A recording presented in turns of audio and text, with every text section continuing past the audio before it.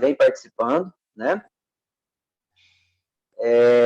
E do mais, pessoal, hoje o mercado deu mais uma puxadinha, nós tivemos um favorecimento de dólar, que está uma loucura nesse mercado financeiro, puxou bastante, dólar quase bateu aí 5,60, Bolsa trabalhou com uma alta aí de quase 300 pontos, nós fechamos a 1.240. Eu gostaria de deixar um recado aqui. Vocês estão me ouvindo, pessoal? Tá sim, Wélio. Gostaria de deixar um recado aqui. Deixar um recado aqui para todos que fizeram as campanhas Ceia, as campanhas Cava, que foram as primeiras campanhas que nós fizemos.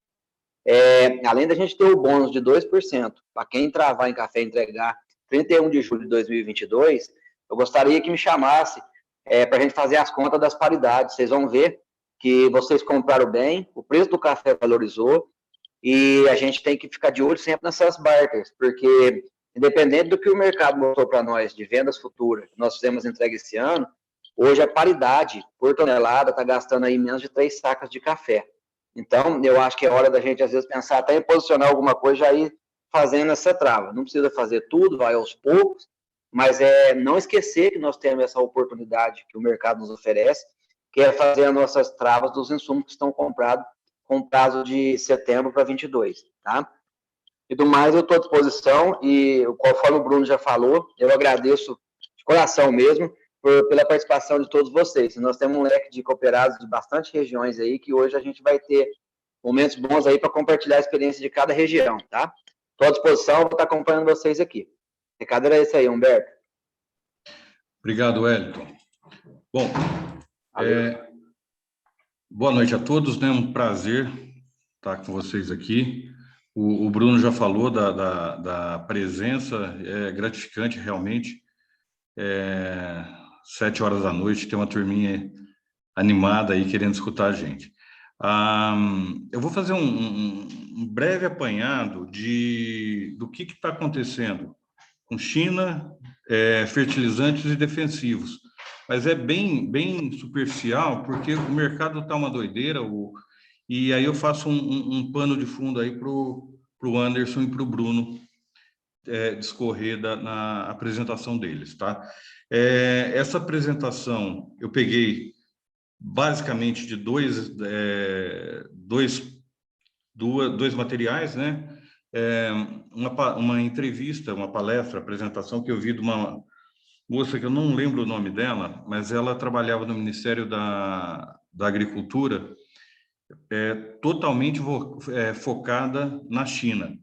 Então, ela passou um panorama bem interessante, dali eu tirei algumas coisas, e de uma apresentação que está rodando aí na internet, de uma empresa que fez alguns levantamentos também. Então, são esses dois pontos, e eu vou passar bem rapidamente, só mostrando alguns detalhes, o que está impactando nessas altas de preço, mas para a gente ter esse pano de fundo. E depois, se tiver mais alguma dúvida, tal, a gente volta a conversar a respeito.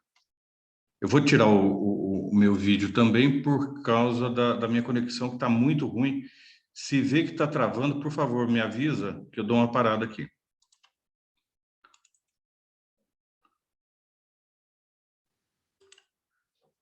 Está aparecendo aí, Anderson?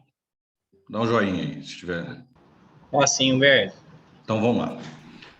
Deixa eu começar no começo aqui, né? Bom, a situação da China, o que nós estamos... O que está impactando, né? A China é um dos maiores fabricantes, não só de insumos agrícolas, né? Praticamente tudo fabricado na China, mas o insumo agrícola é uma das empresas, uma das indústrias mais fortes da China, junto com a Índia, mas a China impacta bastante, principalmente glifosato, né? Que é o problema da vez aí. Está passando por restrições de energia muito forte, elevação de preço, interrupções de fornecimento de energia. Entrando, a partir do mês que vem, entra o inverno na China, e isso está deixando o governo assim, desesperado com relação a como vai fazer com energia. eles controlam lá a energia até 100 graus, até 0 graus. O governo propicia que não tenha problema para o cidadão. Agora, se esse cidadão não tiver condição, abaixo de 0, ele não tem como pagar. Então, é uma situação que está complicada, e se começar a ter interrupção, isso pode agravar muito. Então, além do lado financeiro, tem um lado social no negócio. E, para a gente entender como que é a energia lá, né, a fonte energética deles, a maior parte é carvão. Tem gente com o microfone aberto. Deixa eu ver se eu consigo desligar aqui. Ô, Anderson, você consegue entrar aí e desativar os microfones, por favor? Vou entrar aqui, Humberto. O maior problema deles é porque é carvão e é óleo, né? Então, é um custo alto, tem um problema de meio ambiente, e eles estão numa situação que estão diminuindo a emissão de CO2. Então, o carvão propicia isso, e eles estão trabalhando pesadamente para diminuir essa fonte de energia deles. O fechamento das fábricas, né, como eu falei, por causa do CO2. Então, essa moça que trabalhava no Ministério da Agricultura, ela falou uma coisa interessante. Lá eles não prometem as coisas, mas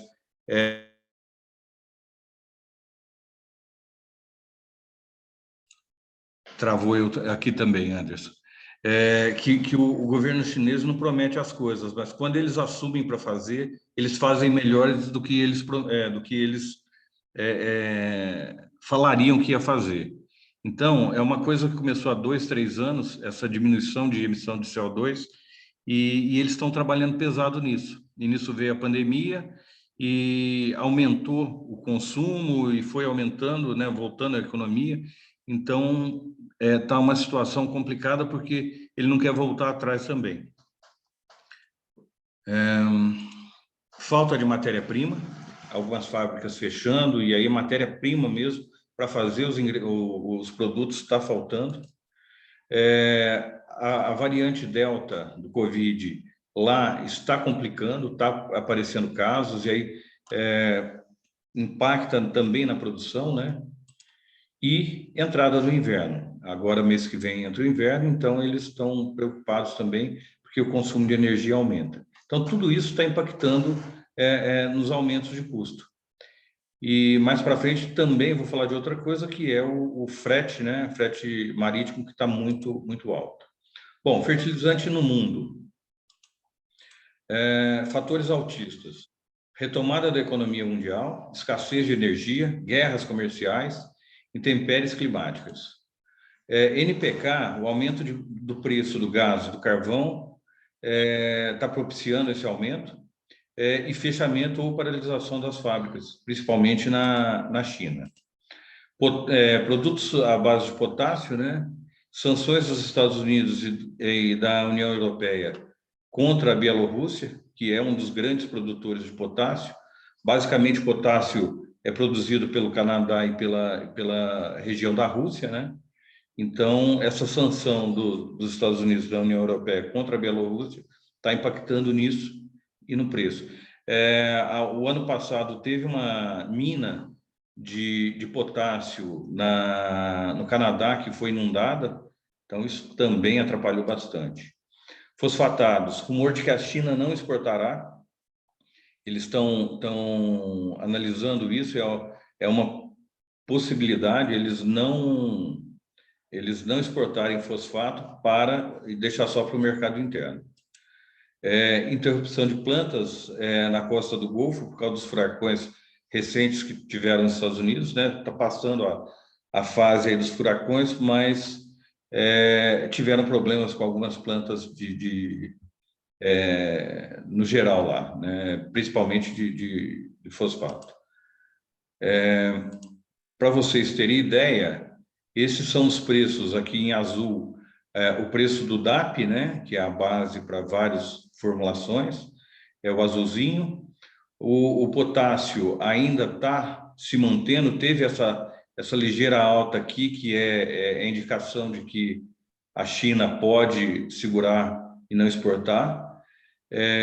A ureia, vocês vão ver, ureia hoje, nós comprando de custo, está na faixa de 5.300, 5.400. Então, tá uma loucura, e vendemos aí na campanha na faixa de 2.800, né, nas primeiras campanhas. E em vermelho, o fosfato, rocha de fosfática de Marrocos, né, que esse vermelho também está em elevação.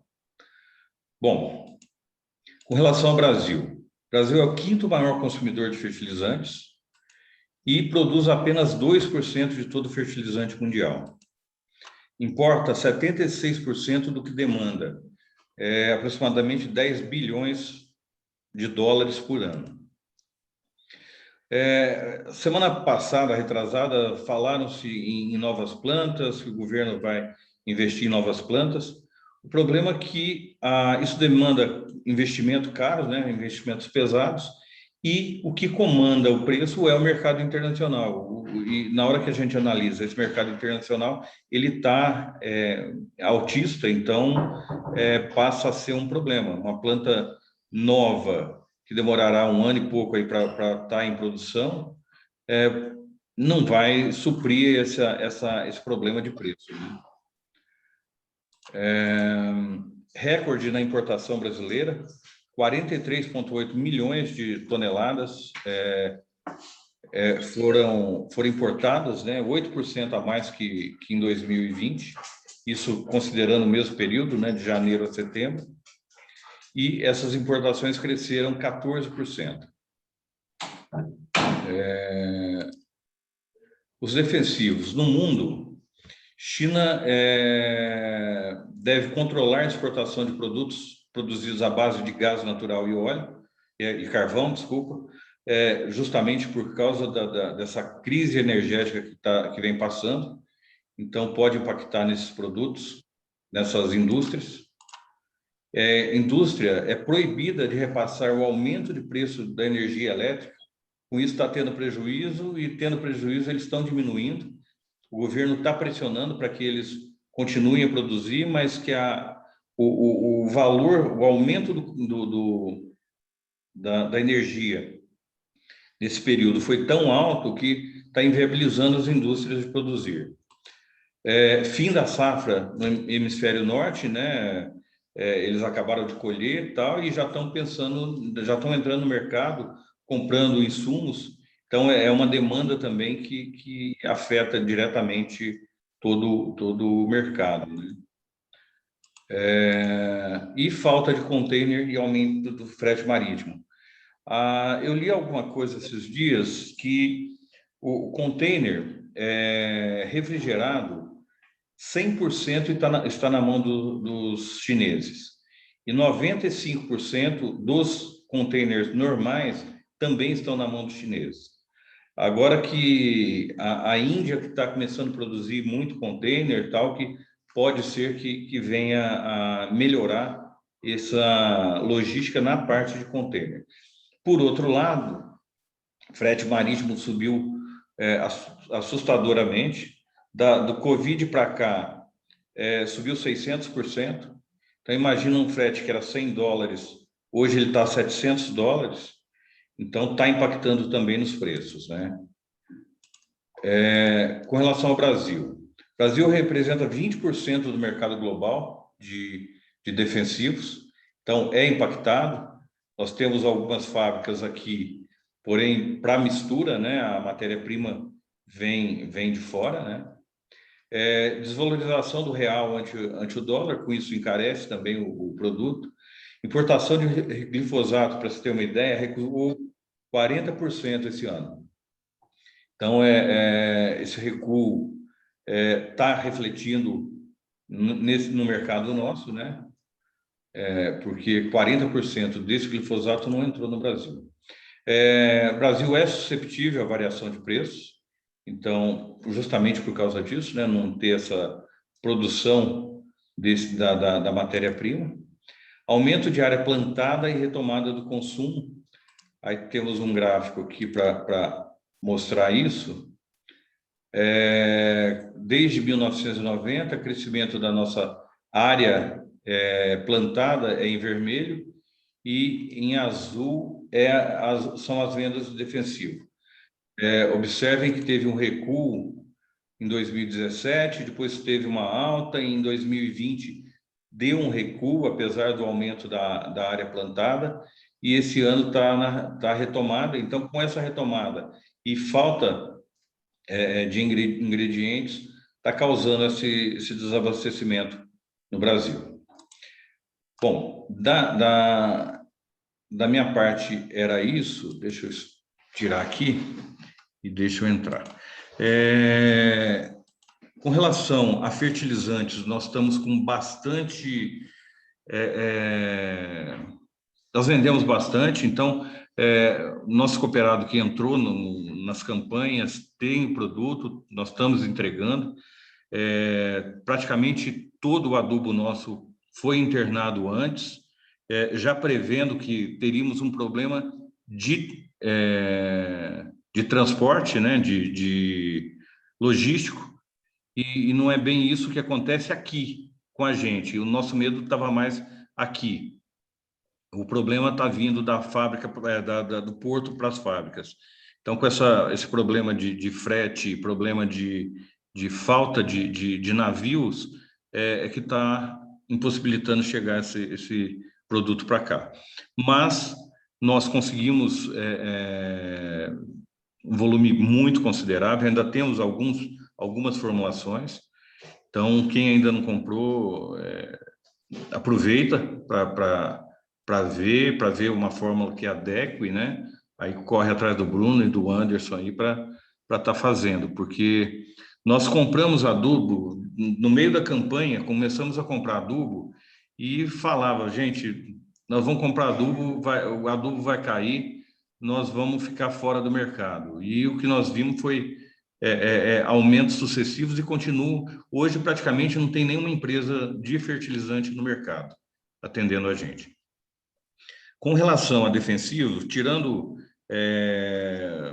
o Roundup, tem mais algumas coisinhas pontuais, mas basicamente nós temos estoque, então está tranquilo, mas a demanda está grande, e a demanda nossa é o seguinte: eu posso ter o produto aqui hoje em São José, mas em Monte Carmelo está precisando do produto, nós temos que mandar. Se vendeu, tem que mandar. Então, quem ainda falta alguma coisa, está precisando de comprar alguma coisa, dá uma olhada. Nós temos as campanhas ainda abertas aí, dá para a gente estar trabalhando, tá? Era isso. Se tiver dúvida, depois no final a gente pode voltar a conversar. Vou passar para o Anderson fazer a apresentação. Anderson, contigo. Boa noite, pessoal, tudo bem? Eu vou compartilhar a tela e vocês me falam se vocês estão conseguindo ver bem.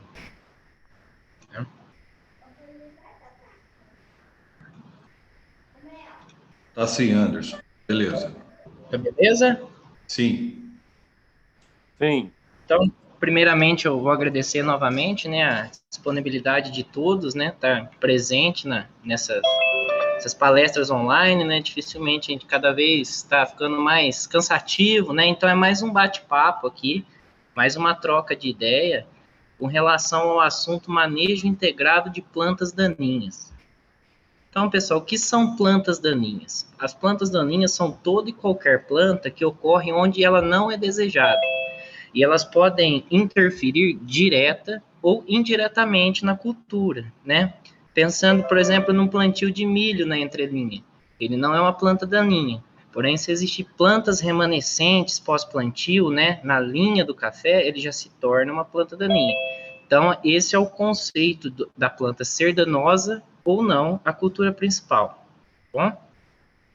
Qual interferência ocorre no cultivo? Primeiramente, a direta. A direta, a planta daninha, ela compete por água, luz e nutrientes com a planta, né? A semente das plantas daninhas, né, no café beneficiado. Então, muitas vezes, essas plantas trepadeiras, né, as cordas de viola, o capim-babão, né, Essas plantas, ela deixa, né, pós-colheita, sementes que vão chegar lá no final, no produto final, o café já beneficiado. E muitas delas, por ter cores semelhantes ao café, dificultam no processo de rebeneficiamento. Isso podendo permanecer sementes que não sejam grão de café, chegando lá fora, né, nos países que são consumidores do produto brasileiro. E tem a alelopatia negativa, né, que tem algumas plantas que têm capacidade de produzirem substâncias químicas, né, liberadas no ambiente que influenciam diretamente no crescimento. Um exemplo é o eucalipto, né, dificilmente você vê algum tipo de planta daninha crescendo embaixo, né, porque ele tem um efeito alelopático. Então tá aí algumas fotos, né, principalmente essa é uma foto demonstrando a semente de corda de viola já no café beneficiado, né, que é um grande problema, né, essa competição por espaço, né, que a planta apresenta. E a indireta, né, que se você existe percas, né, na produtividade devido a essa competição por água, luz e nutrientes, isso vai refletir no final, que é o custo da produção, né, que fica mais elevado, a dificuldade na realização da colheita, né, o embuchamento na colheita mecanizada, ou muitas vezes aquela lavoura que tem muita planta daninha, está no mato, a colheita manual, né, o cara que vai colher, ele refuga aquelas plantas muito no meio do mato, aquelas plantas tomadas, então dificulta, né, no processo de colheita, e existe algumas plantas daninhas que podem servir de hospedeiro para as pragas e doenças que depois vão atacar o café. Qual é o controle mais utilizado hoje? Né? A utilização de uma única molécula de amplo espectro de controle, que é o glifosato. Então, muitas vezes, o que a gente mais vê a aplicação é essa, né? Quando muito associado a alguma molécula para controle para espécies de difícil controle, né? Que são as folhas largas, né? Então, muitas vezes a gente vê o Roundup associado a algum herbicida de folha larga para o controle. Situação atual, o que ocorreu com esse uso sucessivo do glifosato ao longo dos anos? O aumento de lotes, né, com resíduo do glifosato, e o grande problema que ocasionou na resistência, né, de algumas espécies de plantas daninhas, né, que já se tornaram seletivas ao glifosato. O glifosato não consegue obter controle sobre elas. E aí fica um alerta. Primeiramente, o LMR é o limite máximo de resíduo, né, que a Anvisa permite, né, dentro de um lote de café. Dentre os países compradores, né, desse café brasileiro, eu deixei os 3 principais: a União Europeia, os Estados Unidos e o Japão. O que aconteceu? A União Europeia já reduziu o limite 10 vezes mais do que o padrão do mercado exterior, que é de 1 miligrama por quilo de café. A União Europeia já partiu para 0,1 miligrama por quilo. Falar, mas eu não vou vender o meu café para a União Europeia. Olha o que acontece. A União Europeia, esse é um dado de 2018, tá? Mas mostra que 50% do café produzido dentro do país foi direcionado para a União Europeia e 60% do café Conilon. Então, a gente muitas vezes não faz um produto porque a gente gosta ou para a gente faz um produto para um comprador, para um consumidor final, né? E eles que estão ditando as regras, né, desse jogo. Quais que são as principais plantas resistentes hoje? A gente vê o capim de galinha, o capim margoso, a corda de viola, a buva, o caruru roxo, entre outros, né? Deixei os mais comuns da gente observar no campo hoje, dentro da cultura do café. Agora eu vou deixar a minha parte, o Bruno vai entrar para falar um pouco desse manejo integrado que a gente quer apresentar para vocês, tá bom, pessoal?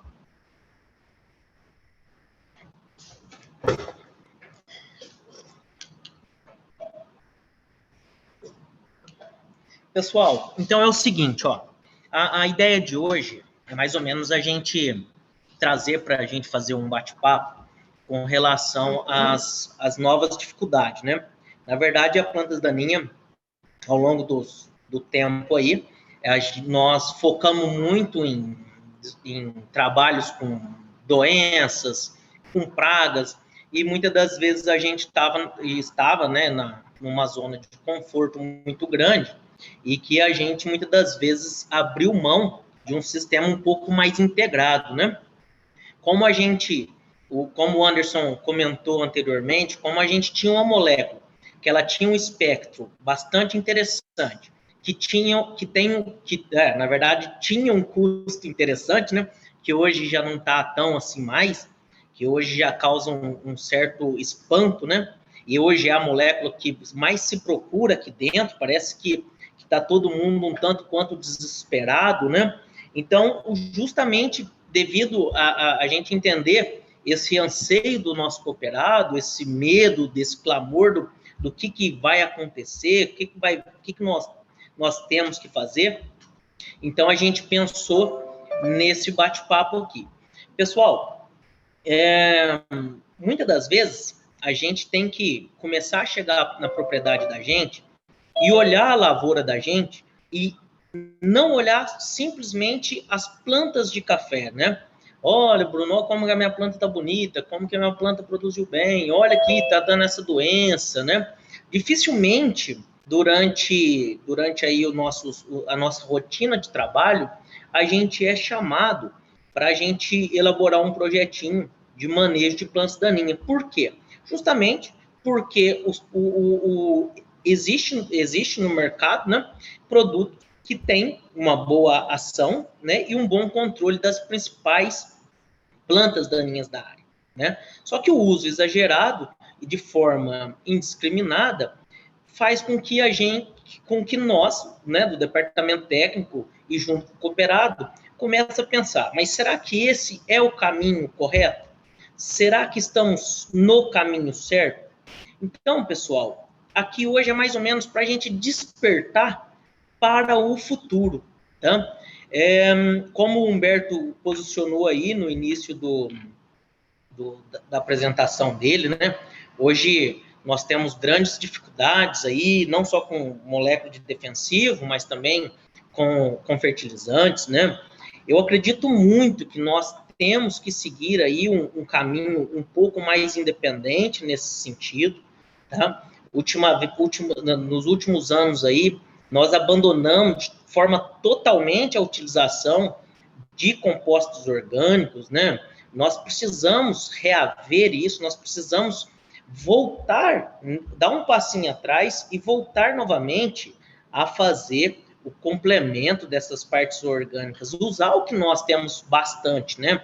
E aqui em São José nós temos alguns casos de sucesso, né? Aonde que a gente faz associação de composto orgânico com composto químico, né? E que vai dando excelentes resultados, né? Se eu não me engano, eu não sei se eu posso, mas eu já vou me adiantando aqui, porque ele é muito companheiro nosso aqui, uma pessoa que trabalha voltado para o desenvolvimento da cafeicultura, então eu acho que ele não vai se importar se eu mencionar o nome dele, né? Que é o João Luiz, que está aí com a gente, né? Eu acho que daqui é ele que está nessa linha, que vem fazendo algumas ações um pouco diferentes, para fugir um pouco aí. Não estou falando, pessoal, que é para caminhar para um lado, não, eu estou falando para trabalhar com uma integração de manejos, desde plantas daninhas, de controle de pragas e doenças, e assim como nutrição, tá? Pessoal, então, quando a gente chegar nas lavouras da gente, a partir de amanhã, é muito importante que a gente olhe para nosso empreendimento lá e pense um pouquinho. Fala assim, ó, quais são as plantas daninhas que eu tenho aqui? Quais são os... Hoje, se a gente for no campo, a gente vai ver pouquíssimas, né? Mas a gente já vai ver algumas querendo emergir, né? Mas aí a gente faz um retrocesso, olha lá que está bem limpo agora e fala assim, ó, como que está a população de plantas daninhas desse solo? Como que está o banco de semente desse solo? Tá? Assim como, pessoal, nós temos que dar mais opções para o nosso empreendimento com relação aos herbicidas. É importante a gente discutir mais quais ferramentas de herbicidas nós podemos lançar mão para estar utilizando no nosso dia a dia. Tá? Sempre, pessoal, com relação à utilização de herbicidas, a gente tem uma tendência natural de sempre estar correndo atrás para resolver o problema. E se tratando da utilização de herbicidas, a gente tem que se tornar cultural, assim como nas hortaliças, assim como nos cereais, como uma estratégia predominante dentro da propriedade. Assim como é a fertilização, assim como que é os tratamentos de solo de fungicida e inseticida, assim como é todos os manejos dentro da propriedade. Então, sentar e pensar quais são as estratégias com a utilização de herbicidas que nós vamos fazer é muito importante. Assim como, uma vez definida a utilização de herbicidas, primar sempre para a tecnologia de aplicação, tá? Aí o Anderson vai voltar um pouquinho aí, falar com a gente no finalzinho aí com tecnologia de aplicação, tá? Lançar a mão aí de consórcio de plantas de cobertura. A gente sabe que essa é uma tecnologia aí, que vem aí ganhou um certo espaço nos últimos anos, depois nós vimos que diminuiu de novo, mas eu acho que não apenas para as áreas planas, o consórcio com plantas de cobertura em condições de manejo de lavouras manual, isso é muito importante, tá? Assim, quando tiver condições de fazer roçadas ecológicas, controle químico associado com controle cultural, tem alguns trabalhos de mush, né? O Felipe, eu não sei se ele está aí, o Felipe lá da Baobá me contou ontem que ele teve uma experiência aqui na África, algumas regiões lá que tem baixo desenvolvimento agrícola. É muito comum, ele até eu tentei lembrar hoje o nome para comentar com vocês, que tem uma planta lá que tem uma alta capacidade de vegetação. Eles usam essa planta lá, é uma gramínea, para fazer esse esquema do mush aí, tá? E escolher os herbicidas pré e pós, fazer a associação dos dois, para que se tenha uma melhor efetividade no manejo de plantas daninhas.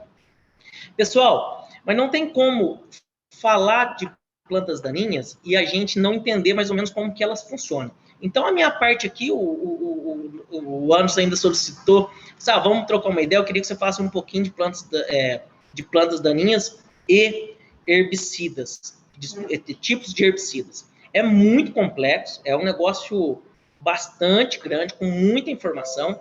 Então, assim, nós estamos entre amigos aqui, né, entre amigos de relacionamento, então eu vou falar, né, alguns nomes de produtos, será colocado aqui alguns nomes de produtos, mais ou menos para vocês terem um dinamismo, para vocês se sintonizar com o nome de modo de ação, com o produto, é um pouquinho maçante, mas é importante para vocês ir despertando conhecimento para um dia a gente chegar e tá com isso. Para outros momentos a gente está mais tranquilo, né? Quando a gente tem conhecimento, a gente toma as decisões mais sensatas. Então, pessoal, olha que interessante essa imagem aqui, aonde que em 1988, né, eles fizeram uma pesquisa, né, com relação às características de sementes e nova espécie de plantas daninhas. Aí, olha para você ver, o capim-arroz, ele tem, cada planta produz em torno de 7 mil sementes. 1 quilo, 714 sementes. Tiriricão, em uma planta, 2.450. Por quilo a semente dele, 5.267 sementes por quilo dessa planta daninha. Então, mas lá em 1988, nós não tínhamos alguns problemas, como pé de galinha, que o Anderson comentou ali atrás, capim amargoso, abuva. Aí eu coloquei lá em cima, pessoal, com relação ao pé de galinha. Uma planta de pé de galinha, ela produz mais ou menos 40 mil sementes por planta. E aí, gente, outro fato muito importante, que é o capim amargoso. Para cada planta de capim amargoso, ele tem um potencial de produzir mais de 100 mil sementes. E a gente sabe muito bem que, se tratando de capim amargoso, o tanto que esse capim ele pode deslocar. Então, pessoal, o capim amargoso, assim como a buva, lá 200 mil sementes por planta, são todas plantas daninhas, além da capacidade atual de ser resistente a uma molécula que nós muito usamos, que é o glifosato, ela tem uma capacidade de dispersar e de se propagar muito interessante, que é muito difícil. Então, pessoal, se a gente não quiser se tornar como esse casal aí, fazendo o manejo cultural de plantas daninhas no quintal, é muito importante que nós saibamos quais são o tamanho do nosso banco de semente e o potencial que ele tem de gerar dano para a gente. Tá? Pessoal, então agora bem rapidinho, é complicadinho, mas a gente vai... Eu tentei dar uma simplificada bastante grande para a gente entender da onde vem as relações, a hora que o pessoal fala folha estreita, folha larga, rapidinho, tá? Então, na evolução das espécies, tem a evolução das angiospermas, né? E dentro dessas angiospermas, a gente tem 2 braços. Uma que segue para a classe 1, que são as monocotiledôneas, aquelas plantas oriundas desse grupo apresentam as folhas estreitas, e as dicotiledôneas, que apresentam as folhas largas. Então, pessoal, todas as plantas dentro da nossa unidade de produção, ou elas serão folhas estreitas, ou elas serão folhas largas. Essas 2 espécies, esses 2 grupos de plantas, eles são fisiologicamente muito diferentes. Muito diferente. Então, a gente tem que ter isso em mente. Na hora que a gente vê uma folha arredondada, dupla, lá na lavoura, a gente... Opa, isso daqui é uma folha larga. Ela é diferente de uma folha estreita. Tá certo?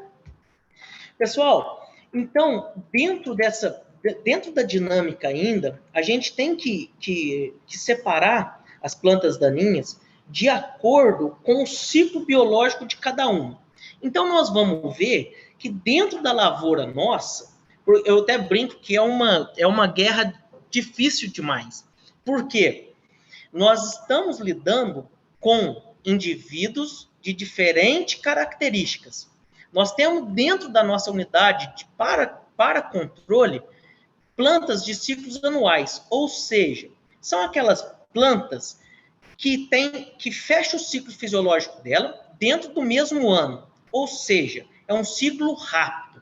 Geralmente, são as primeiras que emergem agora. É aquelas que a gente já chega lá nas lavouras, nessas primeiras chuvas agora, que está um clima agradável, a gente já vê elas saindo. Olha quais são aí, ó, as danadas aí, ó. Capim pé de galinha, capim amargoso, corda de viola. Então, ou seja, pessoal, se nesse momento que a gente está na lavoura, a gente está focado, né? Hoje, alguns estão preocupados porque deixou de comprar uma adubação, ou um defensivo, ou de estar atrasado lá com uma varreçãozinha que ficou para trás.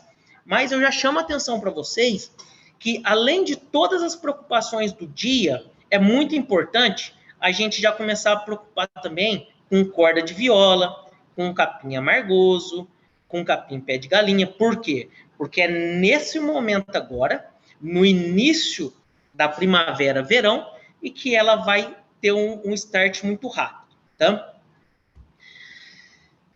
A corda de viola, em mais específico, ela ainda fica mais escondida, porque muitas das vezes ela está debaixo do barrado, né? E a gente não tem o costume, de forma alguma, de erguer o barrado e fazer a contagem do que está germinando. Então, muita atenção, principalmente nas áreas manuais, tá? É um problema que começa agora e vai estender lá para fevereiro, março, a hora que a gente vai começar a enxergar. Assim como, pessoal, nós temos aquelas plantas de ciclo rápido, porém, elas não vão desenvolver em curto prazo, elas têm uma janela de desenvolvimento mais longa, mas ela vai germinar no início de outono lá e vai justamente produzir semente na ocasião do inverno. Então, naquela época a gente está fazendo colheita, né? Eu coloquei aí um nabo, um anabis, que é muito comum, né, de aparecer no inverno. Essas plantas elas vão emergir no início do frio. Tá? Então, ou seja, dentro de um ciclo anual, nós temos umas que tem ciclo rápido, outras que eu não coloquei aqui, que tem mediano, e outras tardio. Ou seja, 3 diferentes momentos para a gente entrar e fazer o manejo. E aí, pessoal, nós temos também aquelas que a gente chama de bianuais, tá? Ou seja, ela tem uma parte vegetativa de um ano, só que ela vai florescer e produzir semente no ano seguinte. É a famosa aí, né, o rubim, que a gente é muito comum a gente observar ela no meio do café, pessoal. E já chama atenção para vocês também. Tá andando no meio do café e vê um rubim dando flor, ou seja, ele está escapando de todo o nosso manejo, porque ele já está ali um ano e ele já está no segundo ciclo, do segundo ano, completando o ciclo de florescimento. Não existe só ele, existe vários. Eu coloquei um exemplo, porque esse daí é muito comum. Então, chegou lá, começou a ver algumas plantas mais perenizadas, com estruturas mais robustas, grandes. Opa, eu estou errando em alguma coisa, eu preciso estar mais atento nessas plantas de ciclos bianuais. Assim como, né, nós temos aquelas em que elas sobrevivem durante todo o seu ciclo vegetativo, ela não encerra seu ciclo, né, que é o caso das braquiárias, capim colonião, grama seda, capim maçarambá, tiririca. Então, pessoal, geralmente são plantas de estruturas mais lignificadas, né? São mais robustas e elas conseguem, através de reservas radiculares, permanecer ciclos após ciclos. Então, eu cheguei lá, vi um capim colonião no meio da minha lavoura de café, dando flor, é um indicativo que eu estou errando e muito no meu operacional, na minha estratégia de controle de plantas daninhas. Tá? Então, pessoal, se eu conheço o ciclo das plantas daninhas, se eu conheço as plantas daninhas que eu tenho dentro da área, e eu conheço um pouco da biologia delas, como que elas reagem com relação ao tempo e ao seu desenvolvimento, então eu preciso conhecer um pouquinho quais são os tipos de herbicidas que eu posso utilizar. E agora, é um pouquinho chato daqui para frente, pessoal, mas é muito importante a gente não achar que... a gente acreditar que a gente tem que se familiarizar para a gente ter uma correção lá na frente, tá? Então, pessoal, existe aqueles herbicidas em que eu aplico na condição de pré-plantio. Geralmente, são herbicidas de contato. Ah, vou plantar, vou abrir um plantio, vou abrir uma área. Então, provavelmente, eu vou usar um herbicida que tenha uma rápida ação. Geralmente, eles são herbicidas de contato, tá? Depois, eu tenho uma gama de produtos que me dá condições de aplicar em pré-plantio incorporado, tá? Vou dar um exemplo disso daqui. Em algumas regiões, quando o plantio de café ele é mecanizado, o pessoal costuma utilizar o flumioxazina, lá, o Flumizin. Eles aplicam, eles preparam o suco e antes de iniciar o plantio, eles vêm e aplicam o Flumizin, tá? Justamente para reduzir essa pressão inicial de infestação. Aí depois de uns 30, 40, até 60 dias desse manejo, vem e realiza a aplicação do pré-emergente, que é justamente esse próximo da nossa listinha aí, ó, que são aqueles herbicidas que a gente pode abrir mão para aplicar antes da emergência da praga, porém com a cultura já instalada, né? Que é o caso aí do Gáliga, que é o caso do Goal, né? São produtos muito eficientes para iniciarmos uma lavoura de café.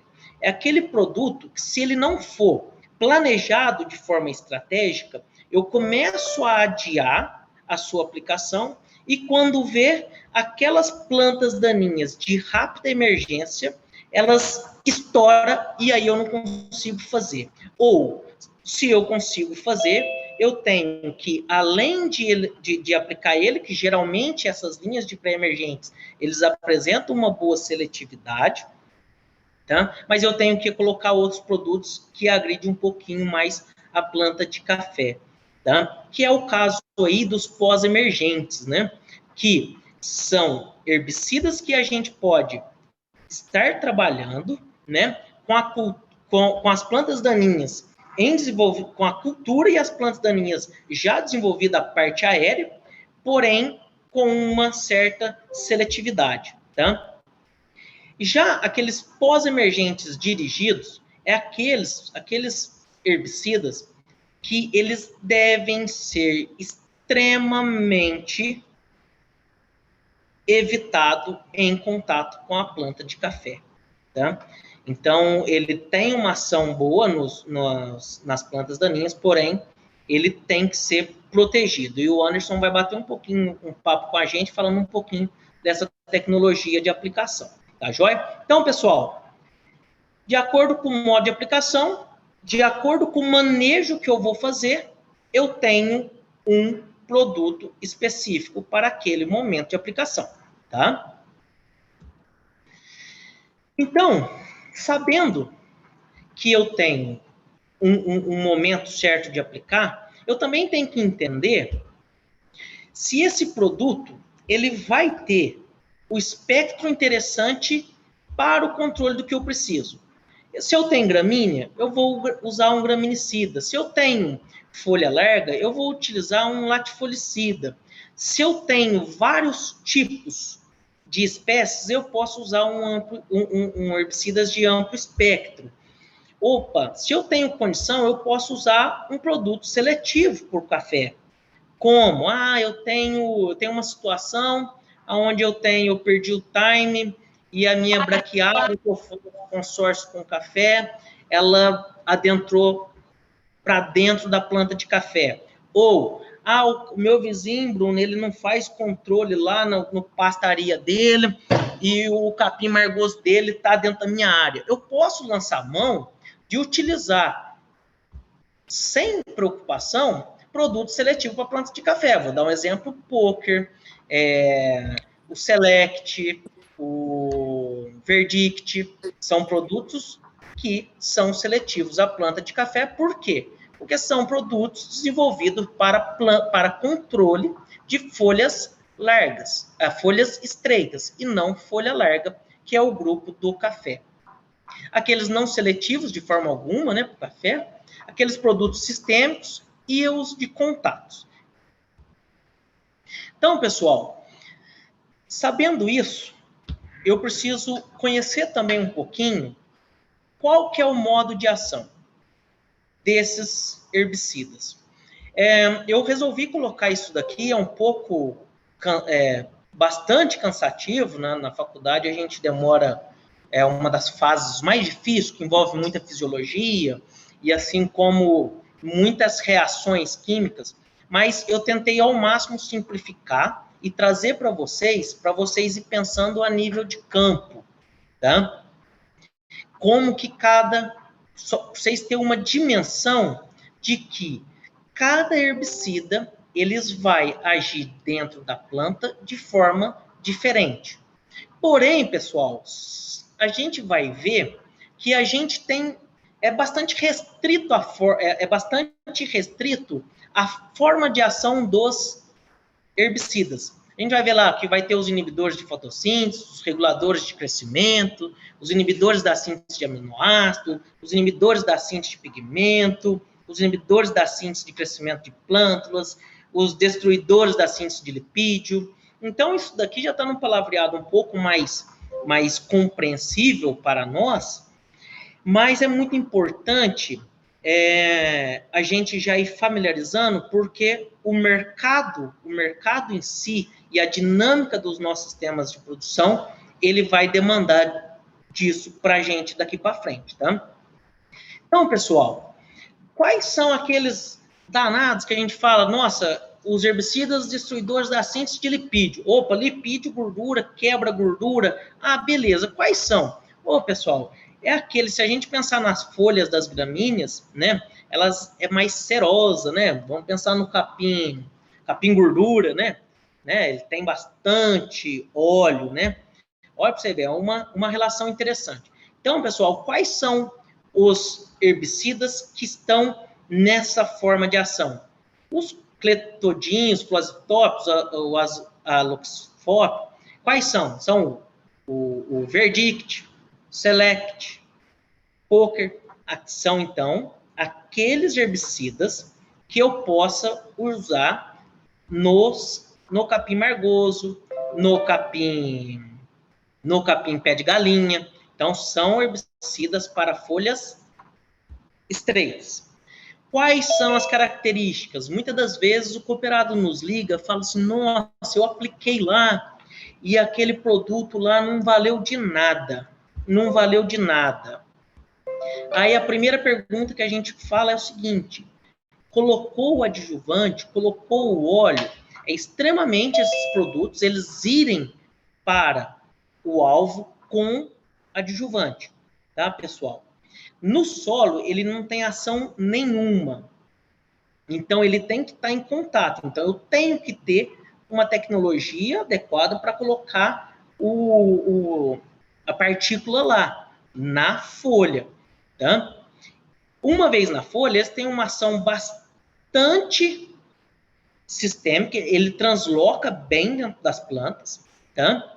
Então, se pouco que eu pegar lá no capim margoso, eu vou ver que ele vai ter uma ação bacana. Porém, ele demora para fazer o efeito, tá?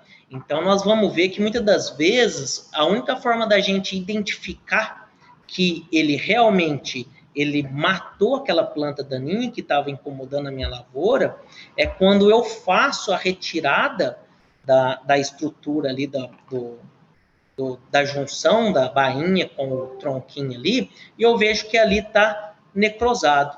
Aí ali eu entendo, né? Aí ali a gente faz o diagnóstico do que aquela planta ela está controlada. Porém, pessoal, se tratando de capim margoso, a gente lembra o seguinte, que ele muda o ciclo e ele dentro das gramíneas, ele consegue ser perene. Então, ele tem também a capacidade de rebrota. Então, quando a área está muito infestada, eu tenho que fazer não apenas uma aplicação. Então, eu faço uma, depois eu faço outra, tá? Uma planta aí, um mecanismo de ação que a gente utiliza bastante e que a gente tem à disposição, tá? Agora, pessoal, nesse slide aqui tem muita informação aí, eu não vou me apegar muito a essas informações, mas é com relação ao mesmo modo de ação desse herbicida. Esse herbicida, o que ele faz? Esses grupos de herbicida aí, o que eles fazem? Eles entram e bloqueiam a produção de aminoácidos. Tá? Então, nesse grupo aí do ALS, o clorimuron, o Zartan, né? Essa linha, ela pode ser usada como pré ou pós-emergente, tá? São produtos que têm aí uma permanência, uma persistência que a gente fala no solo, de moderada a longo, então ele dá um residual bacana para a gente, tá? Então, muitas das vezes a gente já vem, né, fazendo o uso dessas linhas aí de inibidores da ALS, juntamente com os Roundup, né, justamente porque eles mantêm essa característica de ter uma pré-emergência, tá? Assim, dentro desse mesmo grupo, a gente tem os inibidores de glutamina sintetase. Né? Quais são um bastante conhecido desse grupo? O Finale. Né? Só que esse produto, ele é não seletivo e ele não apresenta ação sistêmica. Ele não transloca de forma eficiente dentro da planta. Quando do mesmo grupo a gente observa os inibidores da enzima EPSPS, ele já tem uma ação bastante interessante, muito alta, na verdade, de sistemicidade, ou seja, dentro do mesmo grupo de ação, nós temos herbicidas e diferentes reações dentro da planta. Um não transloca, o outro transloca. Então, o Finale, a gente tem condição de estar utilizando em condição de contato. Então, eu tenho que ter uma boa cobertura, né? Uma vez ele em contato com as folhas das plantas daninhas, ele vai causar necrose e a morte. Tá? E aí, pessoal, dentro desses inibidores da enzima EPSPS, né? Ela inibe a produção de aminoácidos aromáticos, não seletivo, ou seja, mata, a tendência é que ele mata tudo, né? Alta sistemicidade, né? E uma característica dele, ele é inativo no solo. Por quê? Porque quando em contato com a matéria orgânica, ele fica inativo, tá? Qual é esse danado aí? Eu coloquei até um ponto de interrogação aí. Esse daí é o glifosato. É a molécula do glifosato, tá? Então, dentro do grupo da molécula do glifosato, existem herbicidas de formas diferentes. Uma outra linha também, que aí já tem um produto aí no mercado, a trazina eu coloquei aqui, pessoal, mas é porque é dessa linha aqui das fotossíntese 2, inibidores da fotossíntese 2 e 1, é bastante complexo isso de forma de reação química, né? Mas são produtos que geralmente a gente trabalha com pré-emergência, tá? Porém, pode ser que tenha alguma ação em pós-emergência também, tá? Uma vez aplicado no solo, esses produtos, eles apresentam uma característica interessante de sistemicidade. A gente fala que ele tem característica apoplástica, né, que ele movimenta no xilema da planta e chega nas folhas, né? Condição de aplicação desses produtos, o que favorece a aplicação deles, né? Então, a gente já vê bastante aí a turma falando de Stone também, né? Então, que é a base do Stone aí, um dos princípios ativos é o diuron, né? Então, em condições de baixa luminosidade antes e alta luminosidade após a aplicação, favorece muito a eficiência dessa linha dos inibidores da fotossíntese 2, tá? Esses produtos, pessoal, eles podem ter aí uma permanência no solo bastante longa, tá? E quando vai fazer essas aplicações visando aí a aplicação com barra, é interessante porque eles têm uma capacidade de pressão de vapor mais baixa. Então, faz com que tenha menos deriva na ocasião da aplicação, tá? E assim como aí essa linha do inibidores da fotossíntese 1 aí, eu nem vou me apegar, porque a gente quase não tem ação com essas coisas. Agora, um outro interessante, pessoal, outra linha de herbicidas que tem um modo de ação interessante, que a gente pode lançar a mão da utilização deles, é os inibidores de protóx, tá? Uma vez que esses herbicidas eles estão em contato ali com o sistema de raiz, caules ou folhas das plantas, eles têm uma capacidade bastante de penetrar e translocar, tá? Apesar de que ali a nível de xilema, eles não têm aquela muita ação de sistemicidade, mas em contato, ele tem uma rápida, eles têm bastante condições de penetração e ação local, tá? São extremamente dependentes de luz, tá? Assim como umidade no solo, porque é através da umidade do solo que como a gente não revolve, a gente não consegue, muito deles, a gente não consegue revolver, então é através da água da chuva ou da irrigação que a gente faz a incorporação dele na superfície do solo, né? Apresentam bom controle tanto de folhas largas como folhas estreitas, né? Podem ser aplicados aí como pré ou pós-emergência.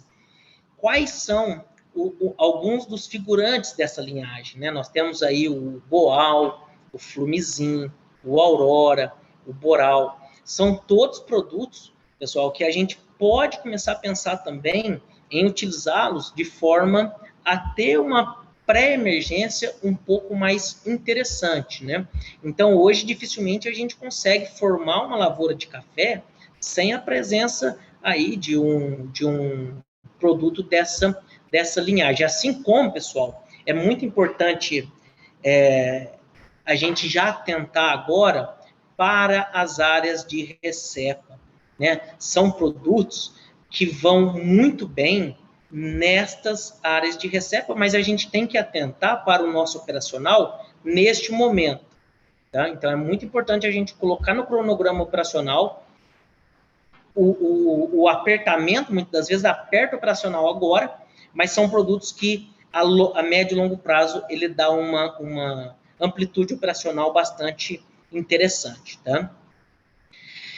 Esse daqui ó, tava dentro do coisa, mas eu nem vou entrar em questão, que são aqueles herbicidas que sintetizam o pigmento, então eles vão lá, pega a clorofila, destrói a clorofila e causa lá a despigmentação da folha e ela vem a morrer, né? Ela fica sem alimentar e acaba morrendo. Um exemplo clássico é o calisto, né, mesotrione, que é muito interessante, que ele entra a hora que o Anderson estava falando ali da alelopatia, né, Anderson?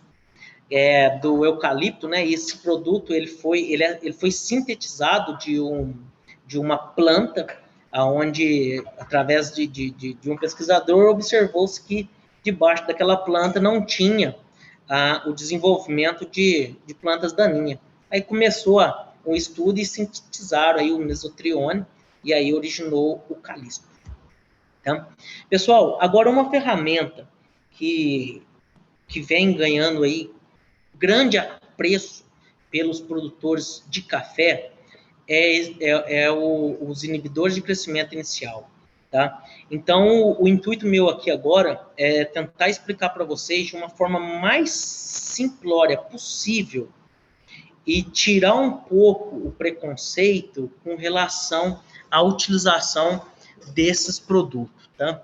Então, pessoal, esses inibidores de crescimento inicial, eles são produtos que têm uma ação nesse momento aí, ó, seedlings, né? Eu não sei falar inglês não, apesar de estar tentando aprender, tá? Mas esse nome difícil aí nada mais é do que aquele momento entre a originação ali da plântula, tá? Entre a plântula e a semente ali, tá?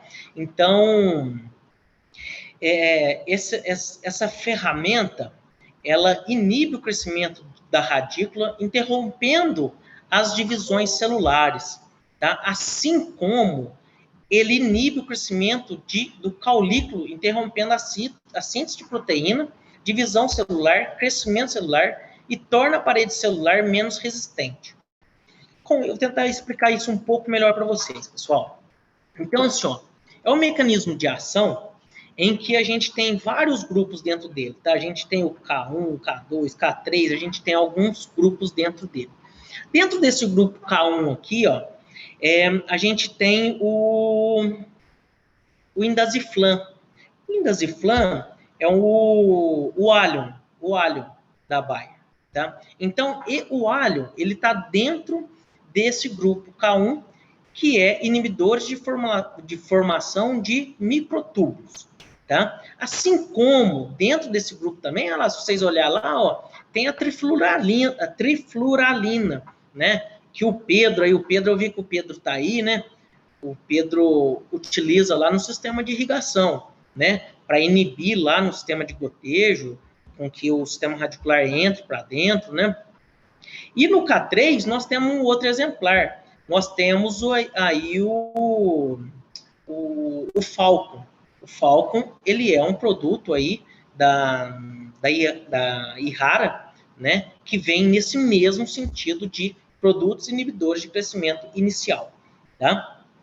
Então, pessoal, o que acontece nessa situação? Tá? Então, a morte, ela geralmente acontece antes da emergência, tá?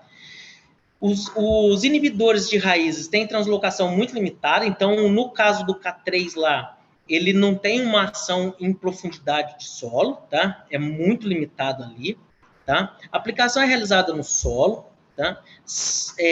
São muito estáveis ali na camada superficial, e depois aí quando a água da chuva ele desce, ele fica bastante estável ali nas primeiras camadas do solo. Tá? Controla tanto folhas largas como folhas estreitas. Tá? Interessante deles é que eles trazem baixa toxicidade aos mamíferos. Tá? Então, pessoal, se a gente olhar essa imagem aqui, ó, aqui é um contraste de microscopia da camada delgada e quando eles colocam corante na célula, tá? Então, neste aí que está escrito não tratada, não foi aplicado o ativo indaziflam.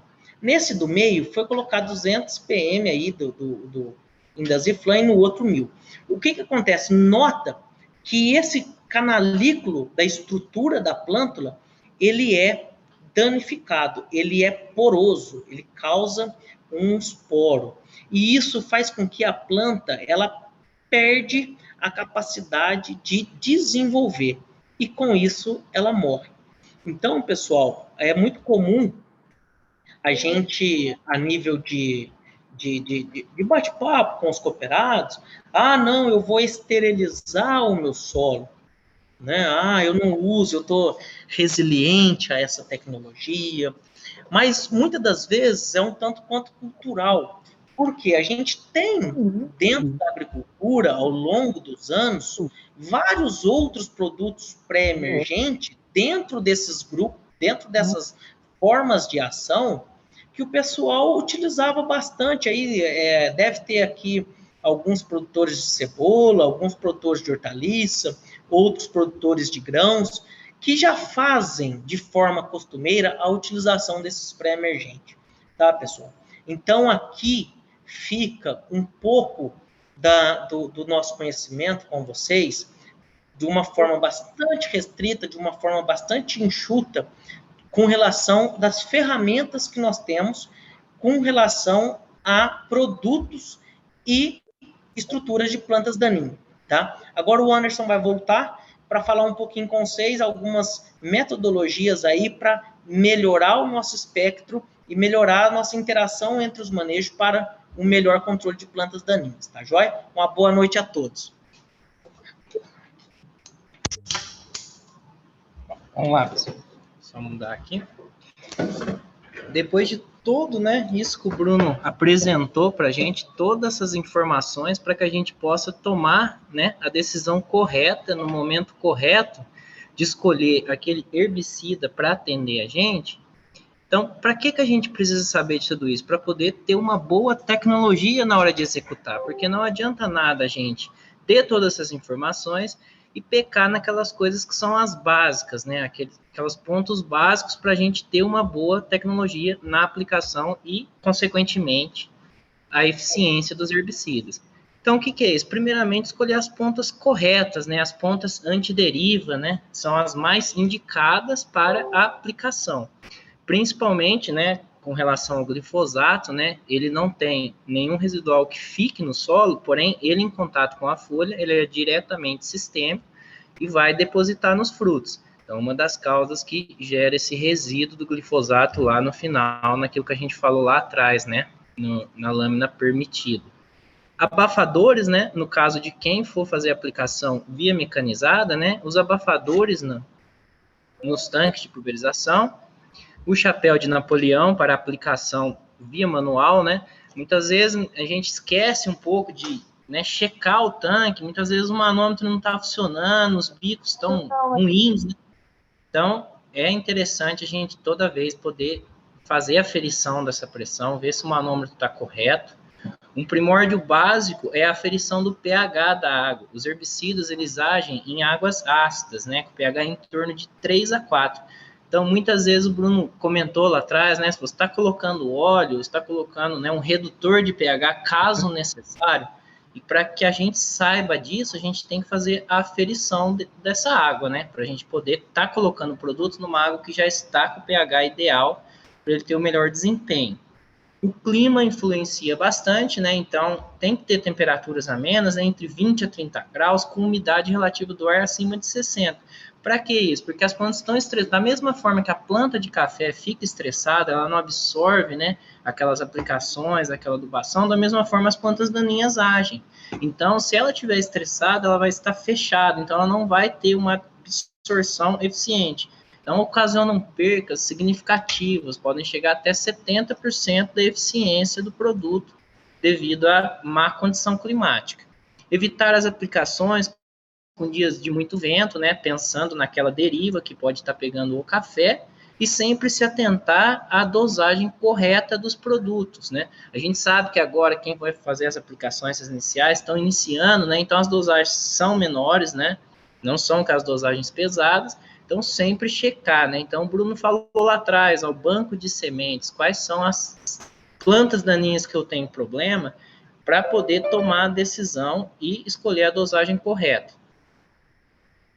Então, aqui está algumas formas, né? A ferição, né, desse pH, a questão do manômetro está funcionando, os bicos ideais, chapéu Napoleão, sempre pensar em que o herbicida não entre em contato com a planta de café. A finalidade do herbicida é controlar o mato. Aqui está uma das opções, né, que vem sendo utilizadas, né, que é esse consórcio com as plantas de cobertura, né? Então, muito utilizado a braquiária, né? Tem condições de condução com as crotalárias ou aqueles mix, né, de semente com nabo forrageiro, feijão guandu. Existem diversas opções, né? O que acontece a braquiária, ela, se for pegar significativamente com relação à quantidade de nutrientes que ela tem com as plantas comuns que existe lá na sua cultura do café, vai ser muito similar, porém ela tem uma quantidade de massa muito superior, ela tem uma agressividade no sistema radicular, ela tem um bom recobrimento da área, que inibe o nascer aquelas plantas daninhas que você não deseja ter naquele local. Então, a quantidade de massa, né, o volume de massa seca produzido pela braquiária é superior, né, das crotalárias ou das plantas que se encontram no cafezal. Aí tá alguns métodos, né, de controle. Então, um café é em torno de 4 anos, 3 anos, aí, com a condução da braquiária no meio. Um café novo com condução de braquiária no meio e a linha controlada. Né? A roçada manual, né, que a gente falou lá, associar o controle químico, né, ao controle mecânico, né? Então, sempre pensar nessas roçadas alternadas, né, para poder também evitar a quantidade de herbicidas que são utilizados. E uma condição de lavoura com solo limpo, né, preparado para receber, por exemplo, um herbicida pré-emergente, que é aquele que tem ação naquele banco de sementes que o Bruno falou, né, que ele destrinchou um pouco dos tipos, né, e das diferentes ações, né, que eles vão ocorrer ali no solo. E, principalmente o alho nessa condição aí, ele vai inibir, porém, ele não vai ter ação nas plantas já emergidas, né? A ideia é que ele previna que elas nasçam, inibe o nascimento delas. Aí tá a roçada ecológica, né? E o mulch, né? Tem algumas, a gente vê algumas lavouras em formação com a condução do mulch, né? Que serve também como uma barreira física para inibir nascer o mato na linha do café. Aí está uma lavoura com a condição da braquiária de maneira correta, né? Uma aplicação no barrado e depois o resultado ali, né? Controlado, a planta de café intacta e a linha limpa. Então, para buscar a conclusão que a gente chega é sempre buscar o manejo integrado para fazer o controle das plantas daninhas, né?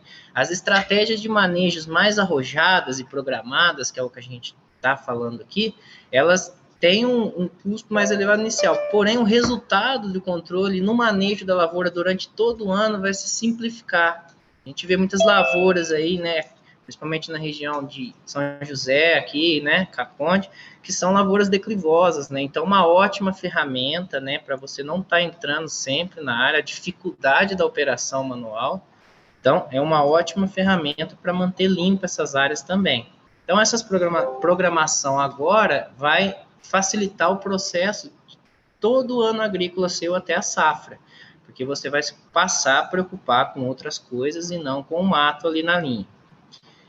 ter ações preventivas, né, e não corretivas, que é o que a gente está falando, né, a programar, né, essas aplicações para depois, com o mato já estar instalado, em alturas difícil controle, né, então o custo vai se tornar mais elevado e mais difícil, né, e não existe um manejo ruim, existe um manejo mal realizado, que é tudo isso, né, todos esses pontos que a gente deixou aqui para vocês, para tomar a melhor decisão no momento correto. Então, pessoal, basicamente era isso que a gente queria falar, né? Não sei se o Bruno quer retornar aqui para falar alguma coisa, porém, então, assim, o recado que a gente queria deixar era esse. Espero que vocês tenham compreendido aí, e qualquer dúvida a gente está à disposição. Humberto, você quer? Pessoal, perguntas?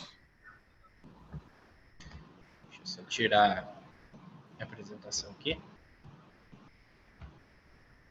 Se for ter pergunta, eu vou ligar o Google aqui, peraí. Saiu a tela de compartilhamento? Ó, vocês dois estão com o microfone, está dando interferência. Tem que baixar um dos dois. Saiu sim, ô Anderson.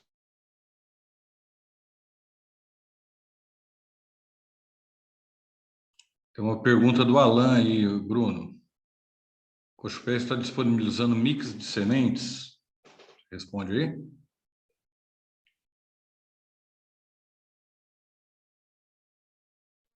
Eu acho que o Alan, ele...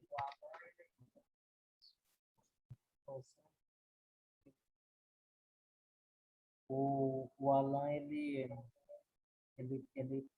questionou e justamente já respondeu, né? Tá com problema de achar, né? Por causa das condições climáticas últimas aí.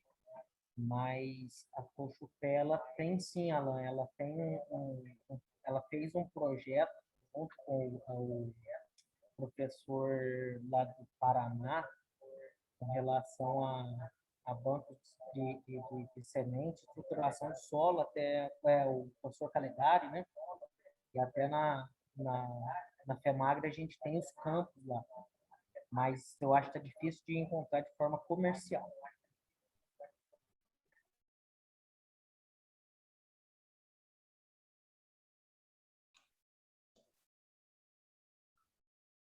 Ó, Felipe pergunta: experiência com estilosantes ou trevo branco na linha?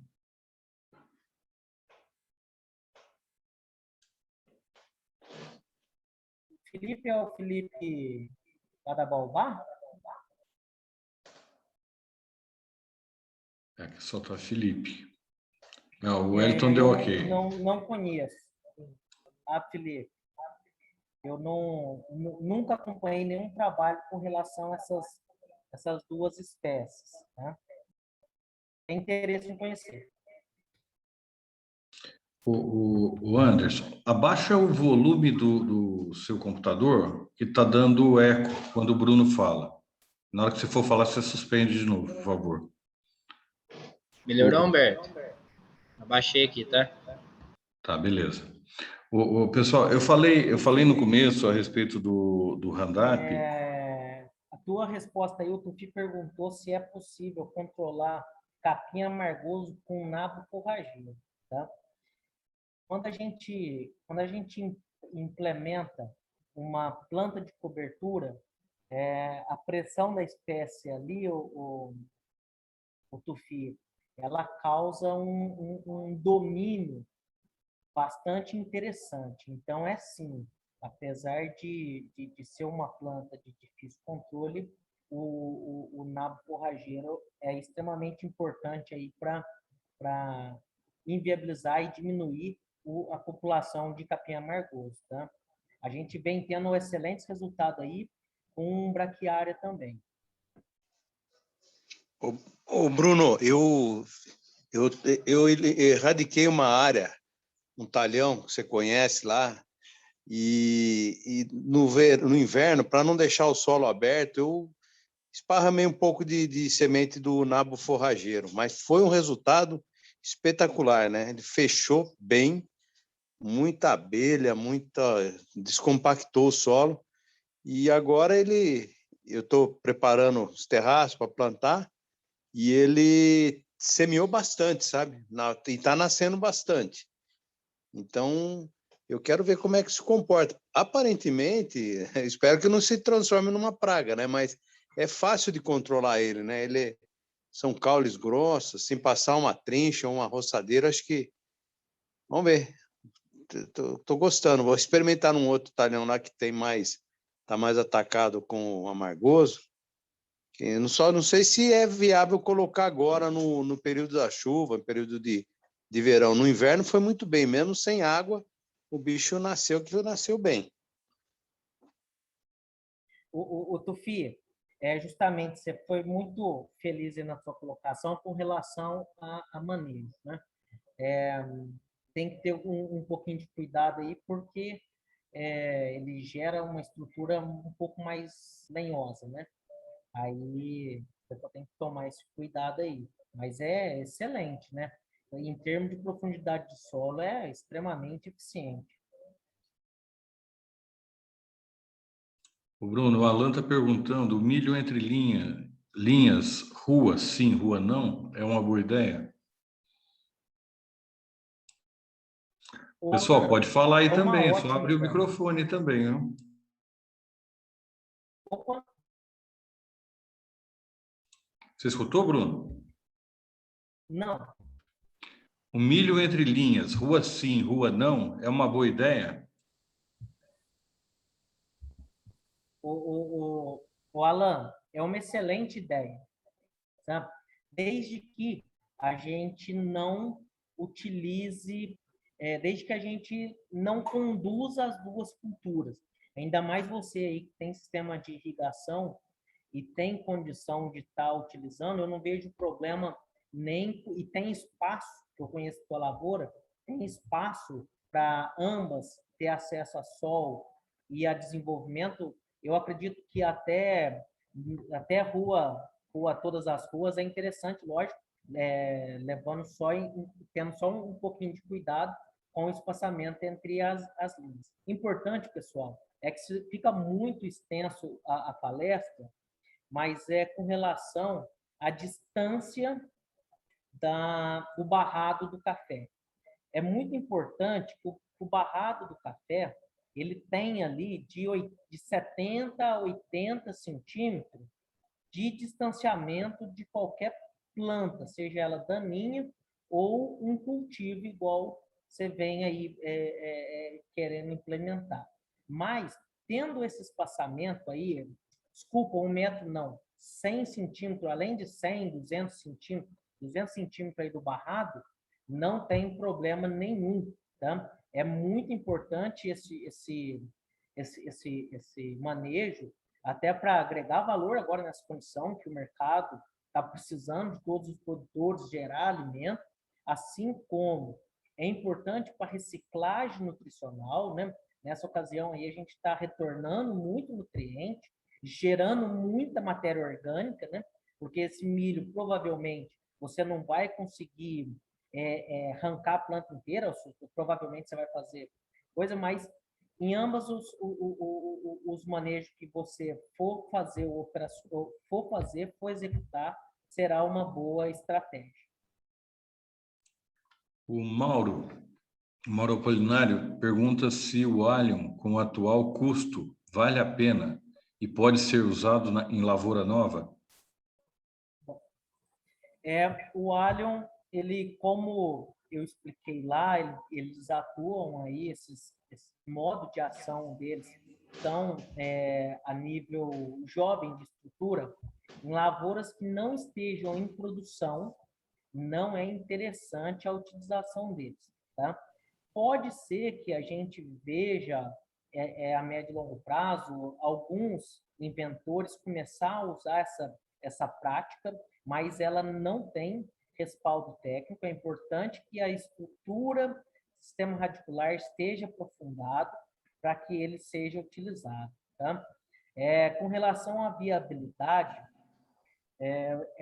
se a gente pensar que o alho hoje ele está, você fez essa conta? 200, ele vai custar mais ou menos em torno de uns R$ 234 por hectare, tá? Então, uma tirada de cipó já leva em consideração. tinha um slide que eu não coloquei ele aqui, mas que falava justamente assim, ó, se eu faço a média, quando você não faz pré-emergente, a média mais ou menos, você tem uma perda de produtividade em torno de 20 a 25%. Então, a preço de café de 25% em produção, tá? Depois eu até te mando, Mauro, esse slide pelo WhatsApp, mostrando aí o potencial com relação a custo. Rafael pergunta, voltando para o lado da adubação verde, quais as plantas de cobertura mais recomendadas, levando em consideração essa questão como um benefício adicional? Rafael. Rafael, é o seguinte, eu ouvia falar meio de forma superficial ali atrás, porém o que acontece? Nessas plantas de cobertura, a gente enxerga esses mix de semente, essas folhas largas, né, essas crotalárias, elas têm, né, uma concentração maior, né, de nutrientes, né, da planta. E tem uma agressividade boa em relação à descompactação do solo. Porém, o que a gente vê é que a braquiária, ela tem uma boa facilidade operacional, ela tem um bom desenvolvimento e, vamos dizer assim, ela tem uma facilidade maior no desenvolvimento e uma boa cobertura de solo.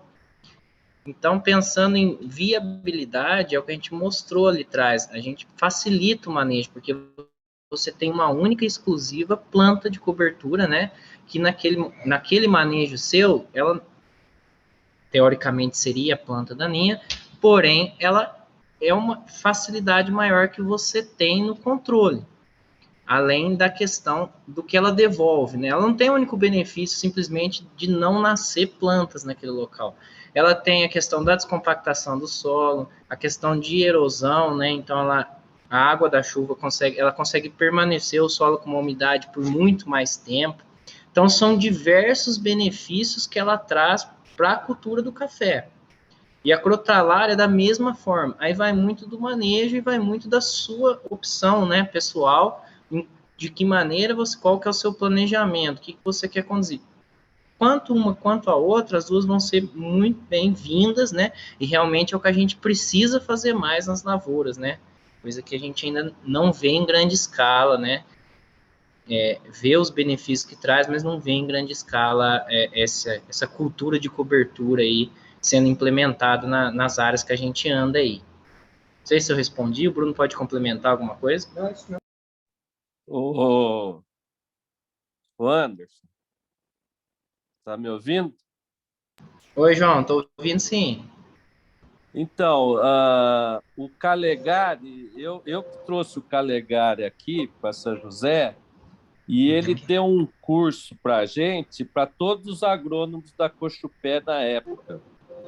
E ele deixou um manual em que ele fala de todas as plantas de cobertura com relação à reciclagem de fósforo, de potássio, mas o que ficou mais gravado para a gente realmente é que a gente precisa produzir carbono através das gramíneas, porque as outras elas dissolvem muito rápido no solo e não produz massa para fazer matéria orgânica. Então, do que deu mais sucesso, que ele falou, que as de inverno no sul funcionavam bem por causa da temperatura, mas no nosso trópico aqui a gente tinha que utilizar mais gramíneas para poder conseguir a quantidade de carbono necessária para o plantio direto, entendeu? Sim. Na época era... E ele deixou esse material, eu não sei, eu devo ter, mas a Cochupé deve ter também, que fala de mix, quais as misturas interessantes, a crotalária combatendo nematóide. Então, tem toda... Ele tem conhecimento amplo nessa área. E o material que ele deixou para a gente é muito bom. Se vocês não acharem aí, eu posso procurar, eu devo ter alguma coisa. Até em 2018 eu tive a oportunidade de ir num simpósio da UFLA, ele estava presente num dia, então ele fala, não tenham medo do nabo forrageiro, né? Então ele implementa muito, e com relação a isso, eu ia deixar claro que lá no sul é muito implementado, por causa de ser uma cultura de inverno e ser, né, o descanso da área pós-plantio aí do trigo, né, das culturas da aveia. Então lá é uma implementação porque ele se adapta muito bem lá. Agora, para a nossa realidade, a braquiária ela se adapta muito melhor nessa condição nossa aqui de solos, né, e de temperatura e tudo mais.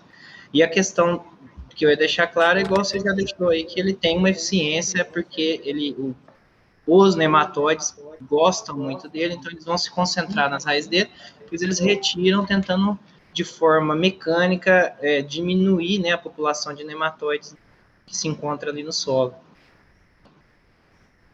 Ó, aproveitando esse bate-papo aí, dá uma contribuição, né? Nesse mesmo sentido, João, que você colocou aí, tem a situação da utilização de dessecantes, né? Quando você pensa aí em aplicações de herbicidas dessecantes, tipo glifosato, a taxa de aceleração do metabolismo, da decomposição do carbono é tão grande que não deixa carbono no solo. Por isso que vai ficando a utilização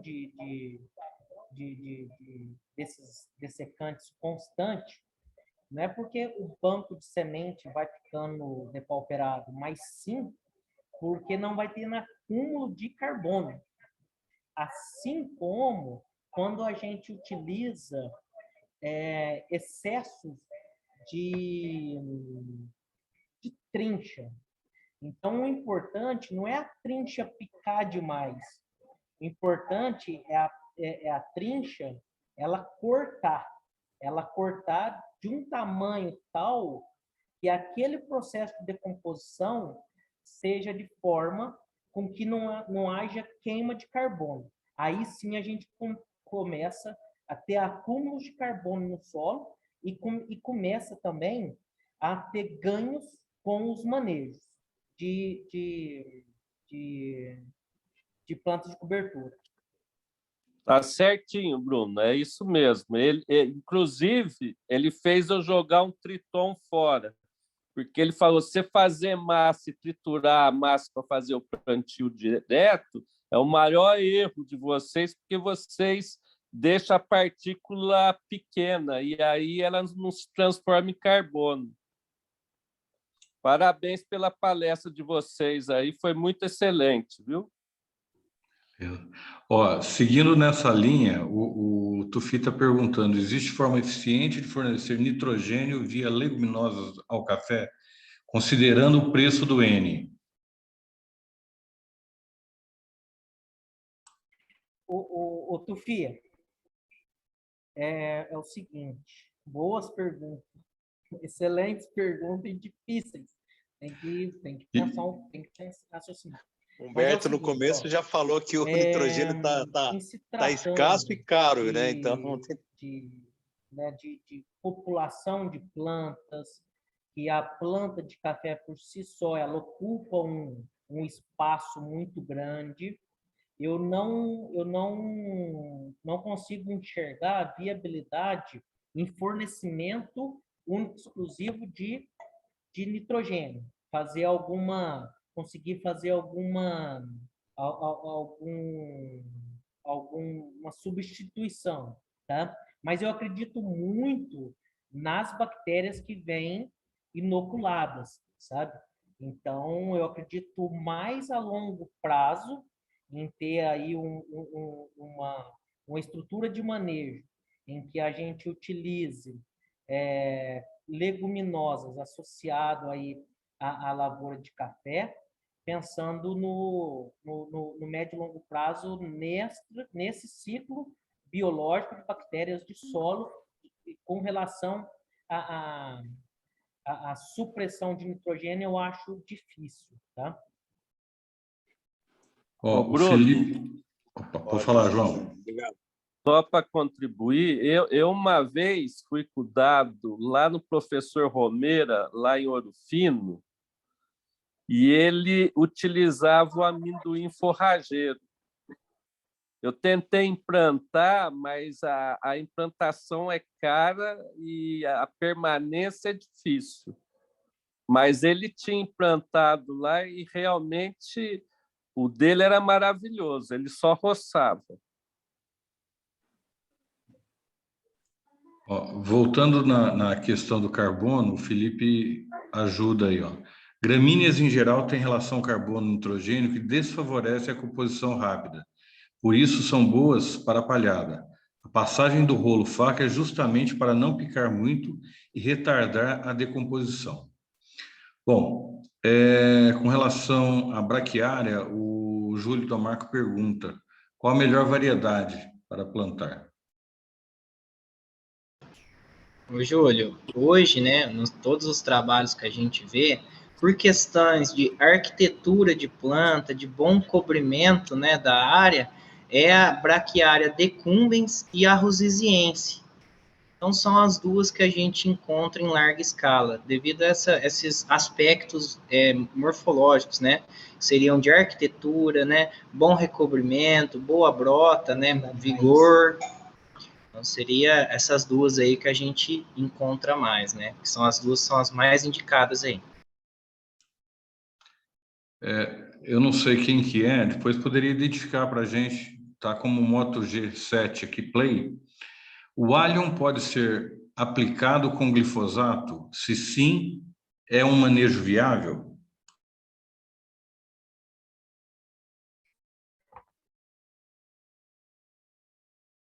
Então, é o seguinte, é um posicionamento até da empresa, como eu expliquei lá atrás, se a gente tem várias espécies de semente, várias espécies de plantas, com sementes que vão germinar nos mais variados prazos, então talvez tenham algumas estruturas que a gente não nota, mas a plântula ela já está querendo emergir a superfície do solo.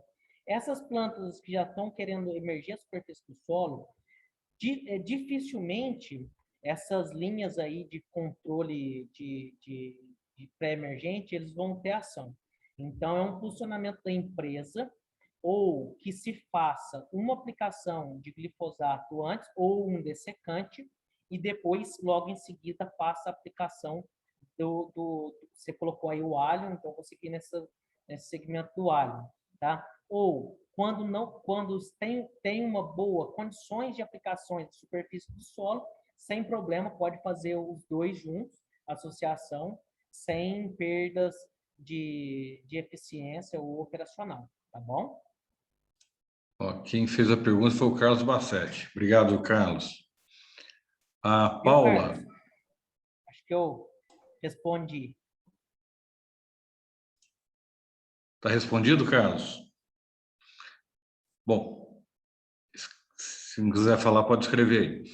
A Paula pergunta: o que poderia usar associado à lavoura de café recém-plantado, ou seja, uma outra lavoura com bom custo-benefício para o café? Ô, Paula, né, você vai começar aí os plantios, né, uma área até interessante. Ô, Paula, na situação que nós estamos de agricultura hoje, né, todas as culturas elas estão nesse momento com boa viabilidade econômica, né? Mas eu acredito que ali para você o milho pode ser uma boa decisão, tá? Visto que a colheita e o operacional pode ser mais fácil, tá? É uma boa sugestão para você ali.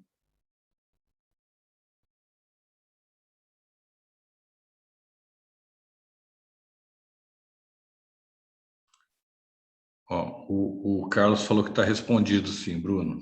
Beleza, obrigado, Carlos. Pessoal, no começo eu falei sobre o Roundup, Eu falei que tá difícil. Hoje nós não estamos comercializando, mas nós temos o produto para entregar o que nós faturamos. Falta uma pequena parte que está para chegar agora semana que vem, e a gente tem todo o volume que foi vendido para ser entregue. E temos mais um volume comprado que deve chegar até final do ano. Só que, com essa dificuldade de recebimento de matéria-prima por parte da Bayer, de outras empresas, então nós estamos segurando. Nós não queremos vender sem ter o produto já internalizado dentro da Cochupé, tá bom? É só para não ficar dúvida, quem comprou ficar sem produto, não vai acontecer isso, podem ficar tranquilos. Mais perguntas? Ó, quase 2 horas, o pessoal não quer ir embora não, Bruno, mas parou as perguntas. Acho que vai sair mais alguma coisa aí, né, João? Cristiano estava por aí, está ali ainda, Rogério Sarti. Humber, Oi. deixa eu só responder aqui uma posição aqui do Alan com relação à gradagem no meio da linha do café, tá? O Alan, é assim, ó, se não tiver um estudo de compactação, eu não acho que é interessante, não, tá? Eu acho que a gradagem, fazer a gradagem na linha do café, ela tem que ser feita mediante um estudo de, de compactação de solo, e se tiver, definir aonde está essa compactação, para depois a gente conseguir fazer um manejo. Porque pensar em gradear, a gente tem um alto volume do sistema primário de absorção da planta de café que pode ser comprometido. Tá? E aí, até a planta ela recuperar isso, pode ser que não seja uma boa ideia. Então, gradear sempre evitar de mexer na superfície do solo, tá? Optando sempre por roçadas, decomposição de matéria de estrutura vegetativa sobre a superfície do solo, para diminuir o impacto dos pneus com o solo e assim sucessivamente a gente criar ali uma estrutura que aumente a filtração, melhore a biologia do solo, melhore a resiliência da lavoura e nos retorne em recurso financeiro, tá? O Bruno, o Felipe pergunta qual a alternativa viável ao glifosato hoje. Bruno? Felipe, assim, ó, Felipe, se pensando em café, eu pensaria na utilização de pré-emergentes, podendo aumentar um pouquinho a linha de manejo, tá? Se pensando em linhas de café, eu pensaria em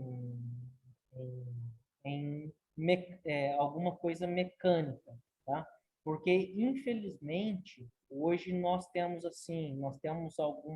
alguns produtos, nós temos algumas linhas aí que não é seletiva, vamos pensar assim, Verdite, essas linhas não dessecante total, mas dessecante a gente tem aí um gargalo muito grande no mercado, tá? Se você pensar um pouquinho nessas dessecantes, o pessoal da soja antecipou muita coisa, né? Então, geralmente, esses dessecantes o pessoal já antecipou e está reservado aí para as dessecações de soja. Então, é um ano aí para a gente mexer muito no operacional da gente e pensar em fora da casinha, da caixinha com relação a esses dessecantes totais, tá?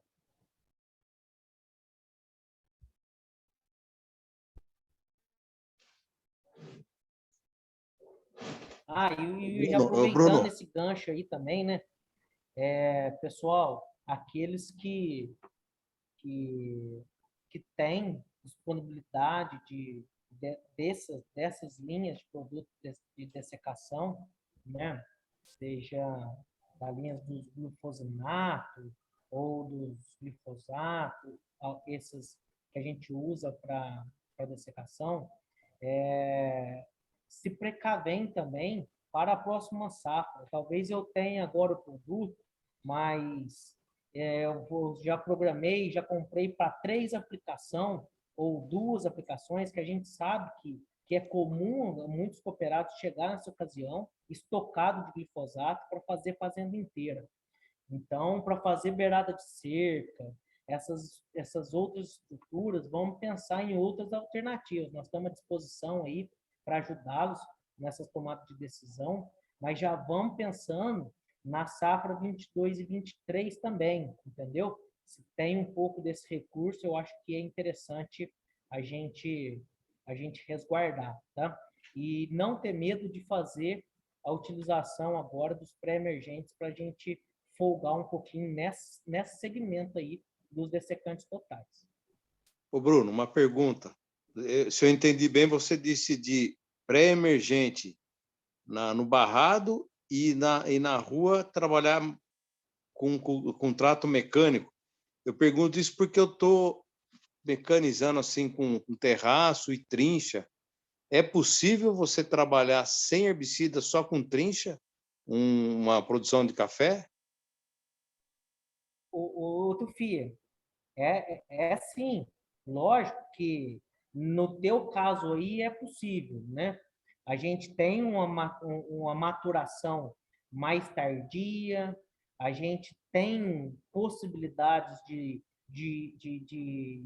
resgatar o café antes dele cair no chão, não vejo problema nenhum, entendeu? Você está numa condição de clima mais ameno, a menos, né? Temperaturas mais baixas, né? Uma região onde o déficit hídrico impacta menos na lavoura de café, então é extremamente viável, sem problema nenhum, tá? É o que Legal, manda Bruno. mesmo é o manejo. Estou apostando nessa trincha aí, vamos ver agora se tu bota ela para funcionar. Só não exagera no corte. Não, é trabalhar bem alto ela, só mesmo para trabalhar alto, não é carpir, não. É só cortar por cima, meu, cortar o topete, só isso.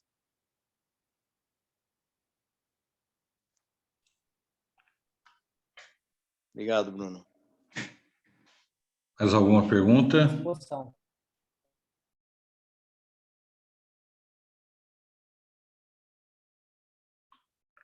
Cristiano?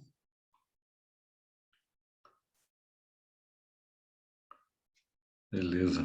Pessoal, é isso? Então, mais uma vez agradeço a presença de todos vocês. O Alan está colocando... Opa, tem uma pergunta, Felipe, aqui. A turma do orgânico leva sem herbicida. Ele está só complementando a colocação do Tufi. Então, muito obrigado. Foi assim, realmente de grande valia essa apresentação do Bruno e do Anderson. Acho que eu aprendi um pouquinho sobre herbicida, viu, Bruno e Anderson? Obrigado. E precisando, nós estamos à disposição. Como eu falei, fertilizante, nós estamos bem restritos, está com pouca coisa realmente, mas o que nós vendemos, nós temos e já entregamos. Então, com relação a isso, nós estamos tranquilos também. Agora, com relação a defensivo, nós estamos tirando o Roundup e o Finale, que são 2 produtos que está controlado, ele não está faltando ainda, ele não vai faltar para quem comprou, mas são produtos que está sendo controlado para que consigamos atender a todos os cooperados e de forma consciente. Vender a partir do momento que o produto estiver no estoque, para depois não ficar contando que precisa do produto e nós não temos como entregar. Tá certo? Ô, Humberto, Oi. Pode falar. Humberto, Pode falar. posso falar? Ó, só para ver se você aí, só para estender um pouquinho a conversa aqui com o posicionamento do Felipe ali, né? Pessoal, o Felipe foi extremamente feliz em colocar ali a colocação, né? O orgânico leva sem herbicida. E justamente isso, né? Mostrar que o controle de plantas daninhas não é exclusivamente herbicida, né? O controle de plantas daninhas, muitas das vezes, é manejo, acertar manejo, investir em plantas de cobertura de qualidade, utilizar esse recurso natural de tal forma que traga benefício no retardamento da emergência e desenvolvimento das plantas daninhas. Então, eu acho que esse fechamento do Felipe ali foi top. Obrigado aí pela contribuição. Ó, o Denis também pôs uma contribuição aí. Ó. Complementando o assunto do tufi, a decomposição de 5 toneladas por hectare de biomassa de braquiária ceifada na Rua do Cafezal fornece o equivalente a 70 quilos de nitrogênio e 8 de potássio, K2O, por hectare. E só não esquecendo, falando do potássio, não esquecer da casca, né, do café. O pessoal vende pensando que está ganhando aí, está levando mais 3 milhões de sacas de café para o mercado, e esse potássio na lavoura vai fazer uma economia muito grande. Com certeza.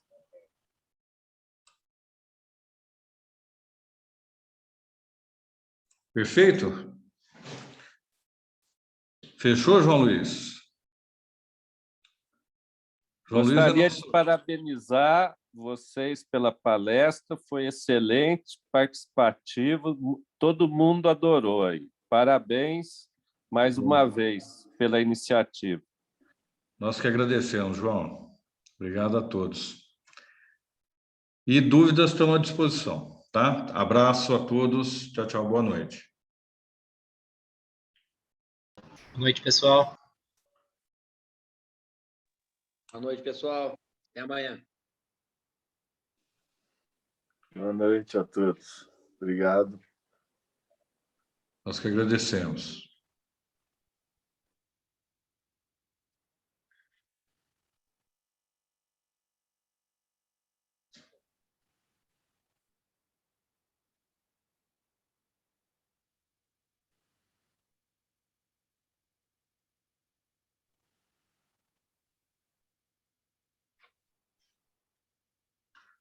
Wellington, tchau, tchau. Até amanhã. Abraço. Certo, até amanhã. Valeu, tchau, tchau.